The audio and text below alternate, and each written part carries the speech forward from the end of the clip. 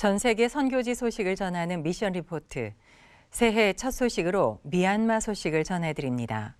군부의 쿠데타에 맞선 미얀마 시민들의 민주화 투쟁은 지금도 지속되고 있습니다. 군부의 포갑으로 2천여 명이 사망하고 외곽 지역에선 격렬한 전투가 벌어지는 등 상황은 악화되고 있는데요. 국제사회의 관심도 줄어들고 있어 미얀마를 향한 관심과 연대, 기도가 더욱 절실한 상황입니다. 미얀마의 소식을 황범선 선교사가 전해드립니다. 미얀마는 인도차이나 5개국 중에 한 나라이고요. 미얀마는 아시다시피 전체 인구의 90%가 소승불교를 믿고 있고 기독교 비율이 성공의 카톨릭 다 합쳐서 5에서 7% 정도 되는. 미얀마가 전체적인 불교의 원산지라고 사람들이 생각하거든요. 미얀마 사람들은. 또 특별히 생활 불교 지역이라 태국과 비슷하게 종교하고 생활이 분리되어져 있지 않아서 불교에 대한 생각들과 믿음들이 훨씬 더 강한 지역입니다. 미얀마가 135개 종족이 있습니다. 예전에 이제 버마는 버마족의 나라라는 의미로 버마라고 썼고요.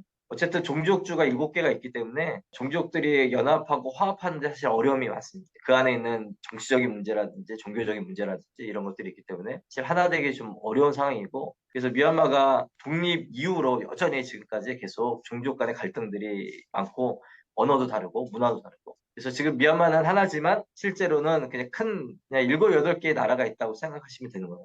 지금 큰 마이너 종족들 중에 고구마율이 높은 종족들이 있거든요. 근데 아직 가장 큰 메이저 종족인 버마족은 전체적으로 그리스도인들이 10,000명이 되지 않아요. 그래서 저희가 0.0001% 정도를 보는데, 만약에 미얀마가 고구마로 하나 되고 교회가 그런 역할을 할 수 있으려면 주종적인 버마족에 대한 선교가 굉장히 필요하고요. 주종적인 보그마의 힘이 다른 소수종족들을 포함할 수 있는 그런 포용성과 영향력이 되어지기를 또 기도하고 있습니다. 국민방위군이라고 이제 흔히 해서 PDF라고 불리워진 분들인데, 연합되어져 있죠. 소수종족들이 사실은 무장 항쟁을 계속하고 있던 상황이라 지금 양곤이나 아니면 대도시에서 젊은이들이 종족적으로 올라와서 그들과 연합해서 지금 무장 항쟁을 벌이고 있는 상황이거든요. 지금까지 한 2,000명 넘게 사망자, 아이들은 한 200~300명 정도 아이들의 사망자들이 있는데, 대도시는 좀 더 그런 부분들이 줄어들었고요. 이제 외곽 쪽은 여전히 사망자들이 늘고 전투들이 계속 이어져 가고 있습니다. 여전히 긴장감은 좀 있고요. 양곤은 그나마 조금 안정화되는 분위기인데, 그래도 계속 폭탄이 터지거나 아니면 정부에 협조했던 사람들이 생명을 잃거나 하는 일들은 여전히 있고요. 양곤 외에 이제 만달레이를 비롯해서 이제 중북부로 올라가면 여전히 종족주 안에서는 이 정치적 상황이 일어나기 전에도 여전히 내전 상황이었기 때문에 그때 내전보다 좀 더 심각한 전투들이 계속 이어져 가고 있죠. 정치적인 불안정인 상황에 글로벌 위기까지 같이 이렇게 맞물리면서 지금 환율은 2021년도 전보다 한 2.5배에서 3배 정도가 올라간 상황이라 물가 폭등이 가장 큰 어려움이 있고요. 글로벌 기업들이나 아니면 서방 쪽의 사람들은 회사들을 계속 철수하는 상황이거든요. 일자리가 적어지면서 대도시뿐만 아니라 여러 지역들이 생활하는 데 굉장히 많은 어려움들이 있는 상황입니다. 그리고 어쨌든 시민 불복지 운동이 여전히 지금 계속 진행되고 있기 때문에 정상적으로 교육이라든지 의료 상황은 구테타 전보다는 아직도 여전히 어려운 상황입니다. 올해가 사실은 훨씬 더 위험한 한 해거든요. 2021년 시작 정치적 위기가 굉장히 어렵고 위험한 시기였는데, 올해 아직 정확하게 일정 나오지 않았지만 8월이나 10월 사이에 총선이 있습니다. 대통령을 새로 뽑는 일들도 있고, 정치적으로 굉장히 그 쿠데타 이후로 가장 위험한 시기가 한 번 더 있을 것 같고요. 그래서 아마 많은 분들이 이 일들 때문에 좀 긴장하고 있고 또 기도하고 있는 것 같습니다.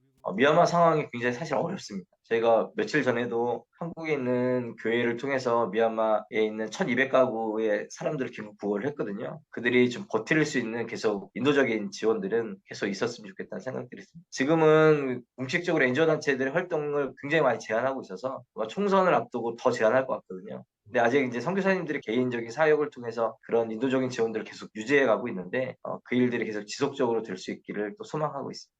대규모로 모이거나 아니면 뭔가를 하는 것은 여전히 정부가 규제를 하고 있기 때문에 선교적인 차원에서는 제약들이 훨씬 더 많이 있었죠.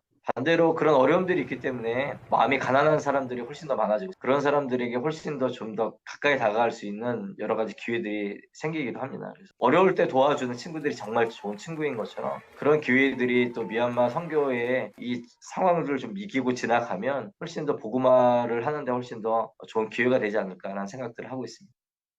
그래서 한국 교회가 미얀마를 계속 기억해 주셨으면 좋겠다는 생각이 듭니다. 한국이 그렇게 민주화 운동을 이뤄갔던 것처럼 미얀마도 언젠가는 반드시 그런 일들이 있을 거라고 생각하고 그때까지 그들이 의지나 아니면 힘들을 잃지 않도록 계속 격려하는 것들이 필요합니다. 이게 기도로 돕는 일들도 있고 또 여러 가지 재정적인 것들을 후원하는 일들도 있을 텐데 이 병행돼서 계속 이어져 가면 좋겠고 그래서 미얀마 분들이 한국 사람들을 굉장히 좋아하고 또 그런 일들을 돕고 있다는 걸 알고 있거든요. 감사해하고 있고 다만 이제 그것들이 이제 멈추지 않기를 위해서 또 그 일들이 결국 미얀마의 복음화를 이루는데 큰 힘이 되기를 기도하고 또 기도해 주셨으면 좋겠습니다.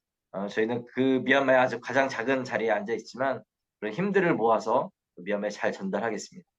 지금까지 미얀마에서 황범선 선교사였습니다.